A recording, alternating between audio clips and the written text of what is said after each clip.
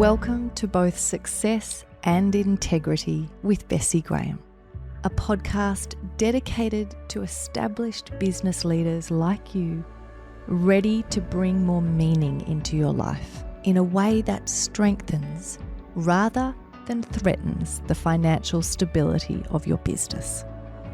I'm your host, Bessi Graham. I've worked with business owners, governments, and large funding bodies like the United Nations for over 20 years to bring doing good and making money back together. So let's unpack why you don't have to choose between experiencing success or having integrity in your life.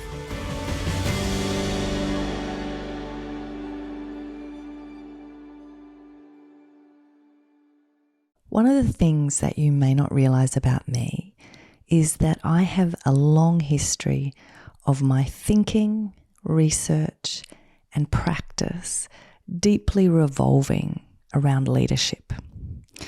In my master's degree, I majored in counterterrorism.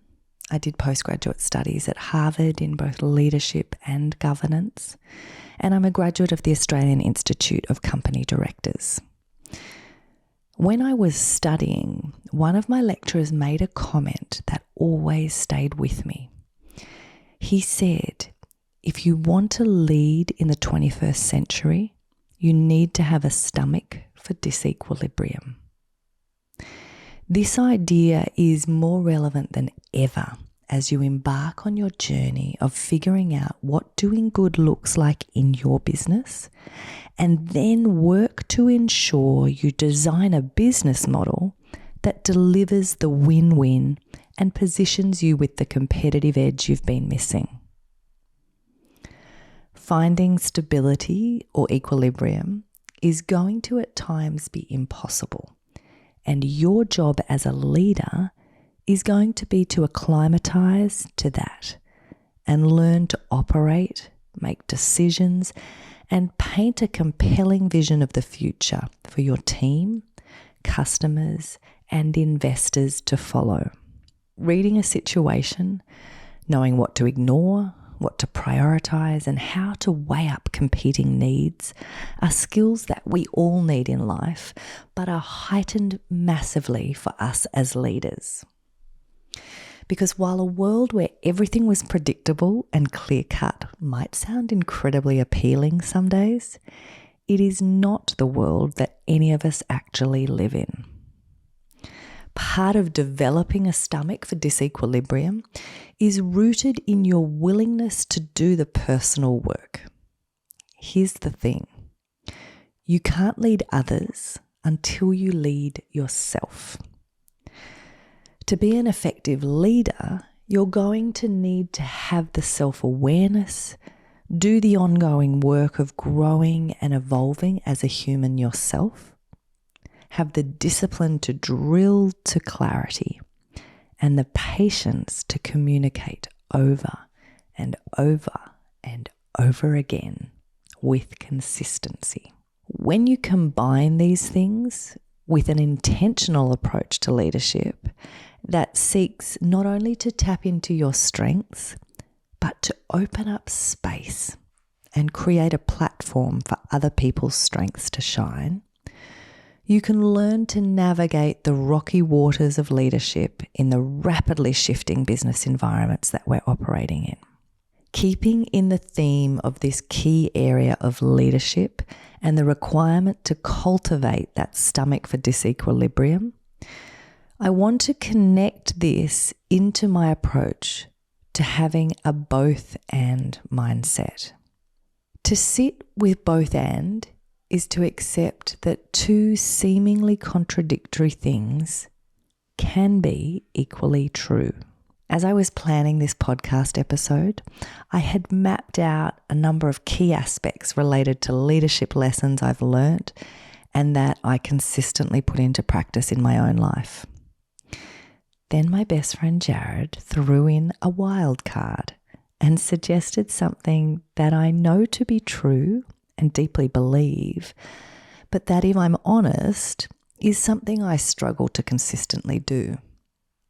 So I've added it in and I'll point it out when I get to it to keep it real and be honest with you about the fact that life and leadership are a journey, and we're all forever growing and learning, myself included. So let's jump into 5 examples of leadership truths that can be difficult to stomach, but regardless are equally true. The first sits with these 2 ideas. Everything starts with you, and everything is not about you. If we think about this, I mentioned the fact that we need to, as leaders, first lead ourselves. We need to do the personal work. We need to have the self-awareness. Part of that is through doing things like understanding your own values. Part of that is about doing the work around drilling into things like your strengths and understanding your preferences, your profile, how you operate, what you like doing when you're at your best, all of those types of things. So in that first category of things start with you, we're taking responsibility for this ongoing journey that I've mentioned. We're acknowledging that we've never actually arrived. It's never over. The piece that sits alongside that in this first category is the point that is equally true, which is everything is not about you. And often when we have been in positions of authority or leadership that come with privilege or power and position, we can be tricked into thinking that everything is about us and that things and people fit in with us. The piece that I want you to think about from this both and mindset as we look at this first category is that one of the ways that you can start to create this shift and think about the fact that everything is not about you is to say the framing of what success can look like as you lead is that in many instances, one of the most helpful framings that I've ever used and that I continue to use is that I see my job as making myself redundant. And what I mean by that is that as I come in, if we go back to that piece of it all starts with you, I have done the work to understand myself, where I add value, what my unique gifts and brilliance are. But when I then flip over into this category of everything is not about me, and when I have in my mind this idea of my job being to make myself redundant, what I am doing is really tuning into the part that is mine to play. So I'm really good at kicking doors open, starting things, conceptualizing things that others can't see. But when I do that and maybe build out a business model or a particular program or intervention, I always equally have in my mind the fact that everything is not about me and that it's not my job or my role to own or continue to own in an ongoing way all aspects of an idea or a project or a business. So I want you to think about in this first category how you currently operate and move between or sit with developing your stomach for disequilibrium around these first 2 ideas of everything starts with you, but everything is not about you. The second category that we're going to look at in terms of 2 ideas that are equally true is the concept that you are not the answer to every problem. And on the flip side, the buck stops with you. So this first piece, that you are not the answer to every problem, follows on from the category before in terms of some of those ideas that I talked about related to everything is not about you. When we shift down into the second category, we are following along this same vein and saying that as a leader, we need to sit with and accept the truth that we are not the answer to every problem. And one of the things that I want to put in your mind when we think about that aspect is this role of a strengths-based approach. I often talk to leaders about the fact that while we want to know our own strengths, so in that earlier category around everything starts with you and the self-awareness and the knowing of your own strengths, brilliance, etc. When we move into this category of saying you are not the answer to everything, to every problem, part of what we want to do as a leader is to build a platform for other people's strengths to shine, for other people or other organizations to put their brilliance to work in the world. Because when we do that, we collectively create better outcomes. The flip side in this second group is that the buck stops with you. And so while on the one hand we're saying I need to acknowledge and sit with the fact that I am not the answer to every problem, and so I'm going to create a platform for other people's strengths and brilliance to shine and create space for them to step in and have solutions and ideas and to do the work and own the outcomes. As a leader, I still really strongly believe in and encourage you to take an approach that says the buck stops with you. When we think about this aspect of the buck stops with you, part of what I'm wanting you to do is the old idea of saying don't be the kind of leader who takes credit for everything that goes well, but quickly blames everybody else for the problems. Our job is to have this overarching sense of an understanding of the whole system that we're operating in, but also that sense that we are taking responsibility for the way in which everything plays out. So while we may have team members or other people working on individual parts or projects within a business, that ultimate responsibility for the leadership and the outcomes or results that are being achieved does sit with us. And so we need to be quick to own that and to not pass the buck when it comes to things going wrong or needing to be held accountable or be transparent about things, risks, problems, failures, etc. The other part that I think is worth thinking about when we're in that category of the buck stops with you is that while you are not the answer to every problem, as the leader and as the person who is taking ultimate responsibility for things, there will be times when you have to stay longer than you wanted to in a particular role or working on a particular project. And there will be times when you have to do tasks or projects or jump in on things that you don't particularly like doing.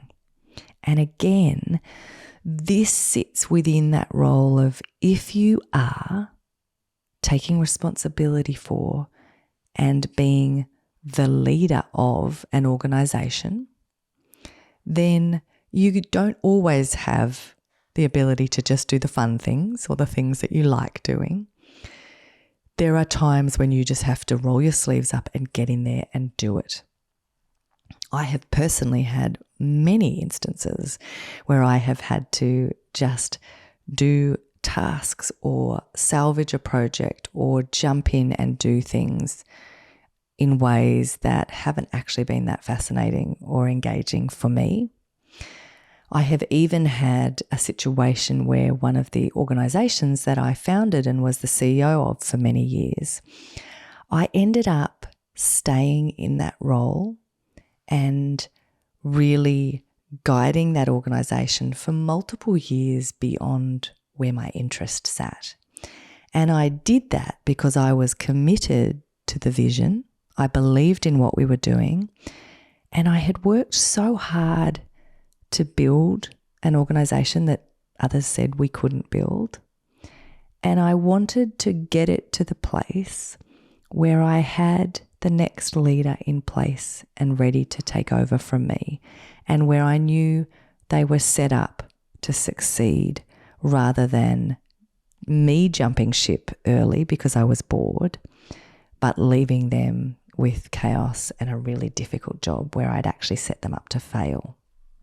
So this idea of the buck stops with you also comes down to you having to make a judgment call and be discerning about whether there are situations where you're going to have to just get in there and do the job, even if you don't really enjoy it.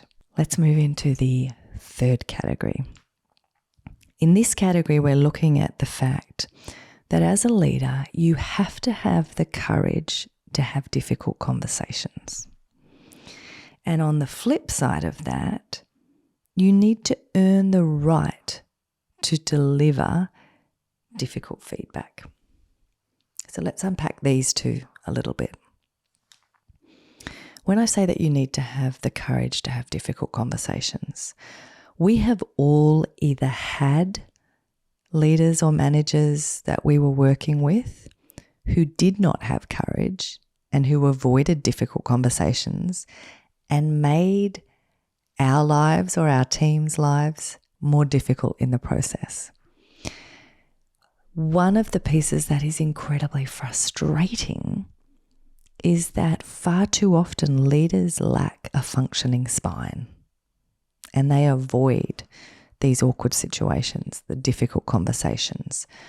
They know that someone doesn't fit or isn't performing or is being incredibly, their behaviour is incredibly difficult and causing problems for other team members or is not aligned with the values of the organisation. And yet that leader lacks the courage to actually confront that and deal with the issue. And that has such negative impacts and flow-on effects for a team. So you need to have that courage to have those difficult conversations.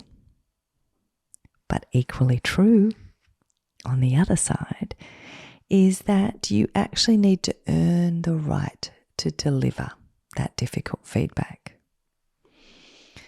We had in an organisation that I used to run, we had this approach where we often described it as that within our relational core value, we would say, that's not about just being nice and saying what people want to hear.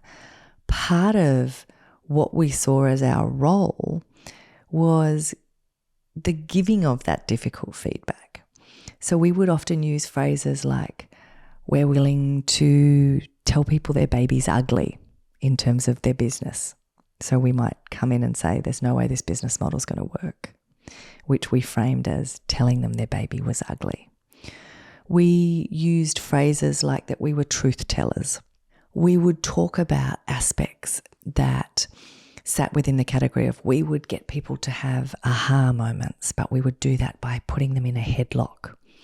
All of this language was quite intense and full on. And it sat in that category where people like us, and I'm putting myself in this category because I was the leader of the organisation and the biggest culprit of this. So I'll talk about myself.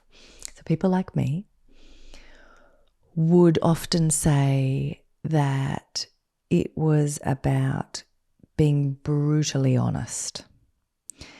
And at the time that I was running this organisation, I read a really interesting article that Elizabeth Gilbert wrote about this idea of brutal honesty.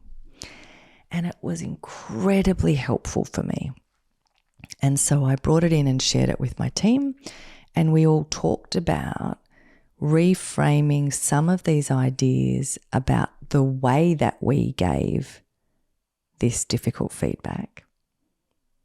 And instead of purely framing things as that we had the courage to have difficult conversations, we started to sit with this both and approach of having the courage to have difficult conversations, but equally respecting the fact that we needed to earn the right to give difficult feedback. Here are the key ideas that Elizabeth Gilbert spoke about related to brutal honesty that we then took on board and that I brought into the team. So she says that you need to ask 4 questions before you take on board someone's feedback. The first is, do I trust their taste and judgment? The second is, do they understand what I'm trying to create? The third is, do they genuinely want me to succeed? And the fourth is, are they capable of delivering sensitive and compassionate feedback? So the way that I used this was I took Gilbert's 4 questions and I flipped them to be the precursors or the conditions that had to be in place for myself and my team to have earned the right to give difficult feedback. And I would encourage that you do the same thing. So, in order to give constructive criticism and to give this difficult feedback, you have to take the time to know the person and then ask the question of yourself, does this person feel those 4 things? So, have you actually earned their trust and the right to speak? And when I say, does this person that you're trying to give this feedback to, do they feel those 4 questions to be true and present? That's really important, because it's not just about, do you think you've done this? It's you having the empathy and thinking about whether that person that you're about to give this difficult feedback to, do they trust your taste and judgment? Do they actually feel like you understand what they're trying to create? That comes back to, have you taken the time to actually listen? Or did you just come in guns blazing with your solution? Do they feel really strongly and in a true sense of the word, do they feel that you genuinely want them to succeed? And do they think, and are they feeling with the way that you're interacting, that you are capable of delivering sensitive and compassionate feedback? That last one's important because it's that shift away from the really rough or gruff approach to having brutal honesty as the framing, and instead says, how do you do it in a sensitive and compassionate way? Now again, remember, I'm asking you to hold that approach alongside the fact that you have to have the courage to have difficult conversations. So what I'm not saying is everything has to be soft and pleasant and nice and passive.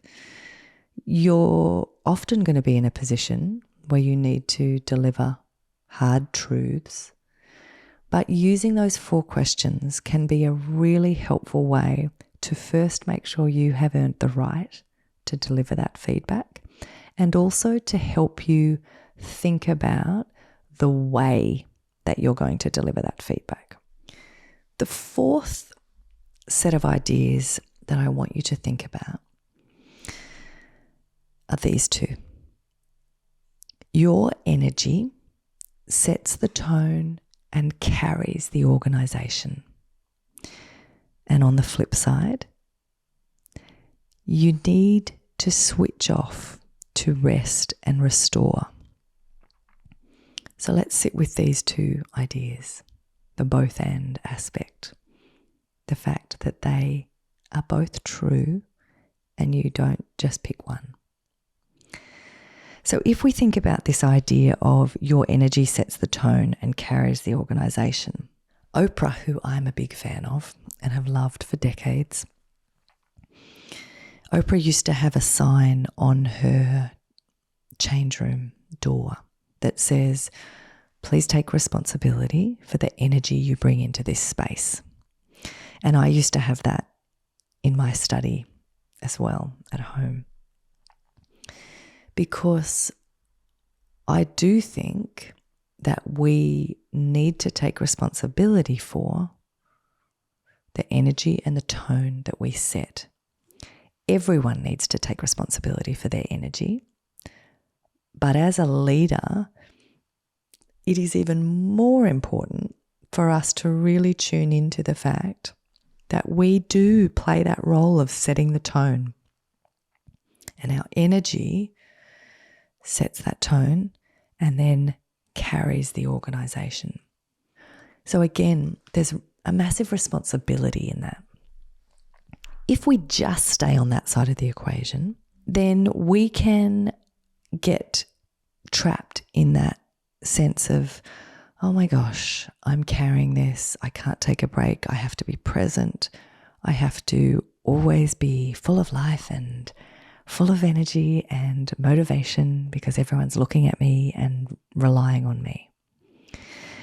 So the piece that I want you to sit alongside that as the flip side of this both and equation is the fact that you need to switch off to rest and restore. And part of your ability to do that is just about starting to practice it and pull yourself out of the way that you may have become embedded in all aspects of the business and it can't function without you. But this also connects us back to the earlier point around you're not the answer to every problem. If we have built these platforms and an environment that cultivates and encourages other people's brilliance and their own strengths to shine, then we will be better able to do that piece of switching off from, removing ourselves from the business to rest and restore.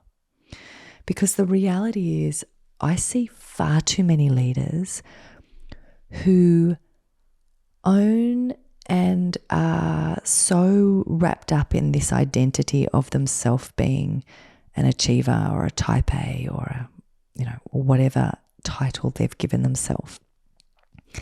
And they frame that as if that is the only way they can function and as if it is a better or more valuable way to operate. My advice to you from one leader to another is that learning to sit with and build up your own stomach for disequilibrium around this particular idea is going to be crucial to the longevity of your ability to lead well. Because as the leader, we don't just need you to be present. Okay, we want you and need you to be showing up with that energy that projects the company forward in the way that you want it to.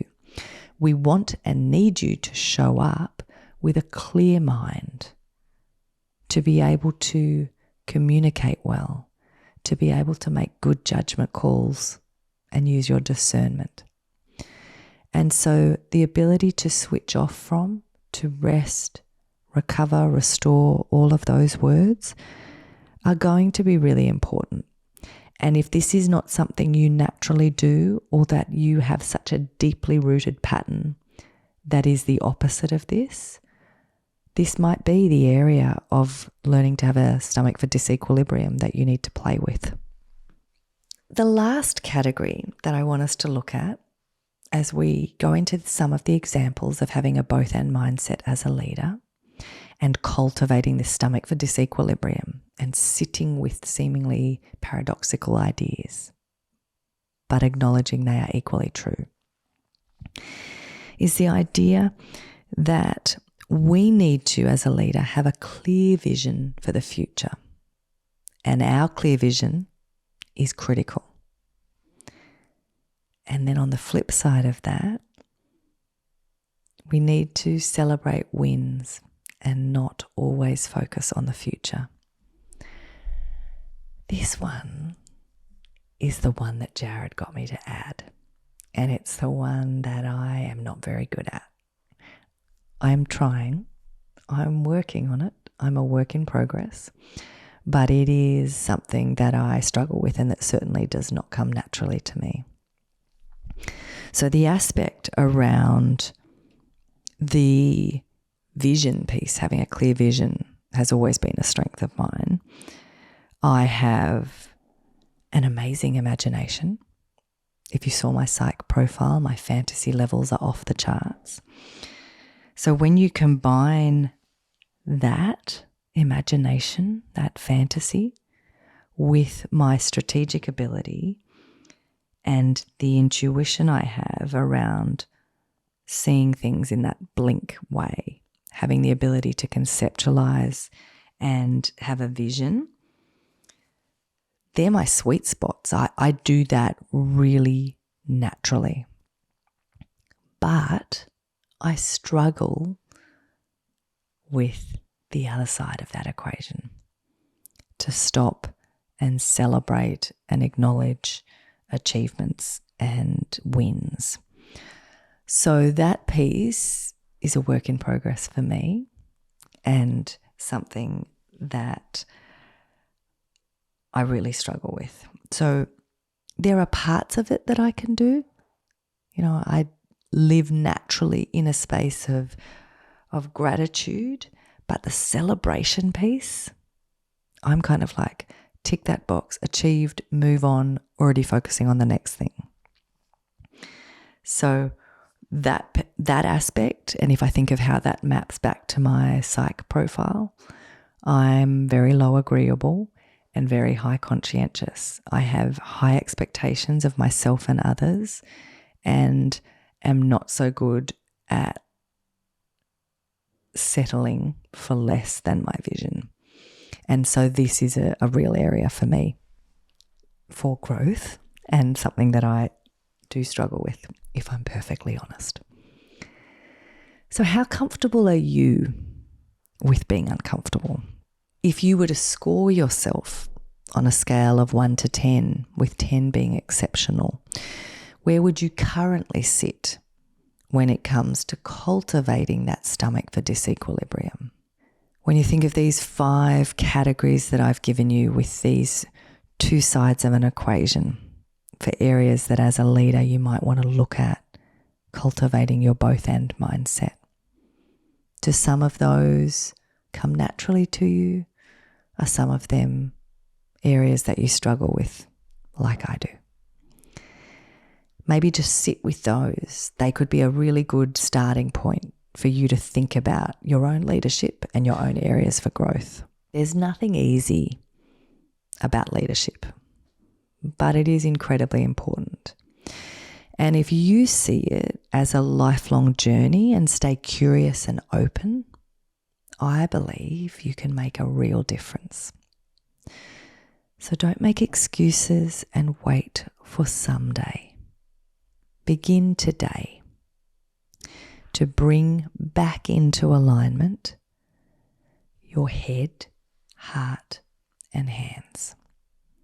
Because the way we think, what we care about, and what we do all play a role.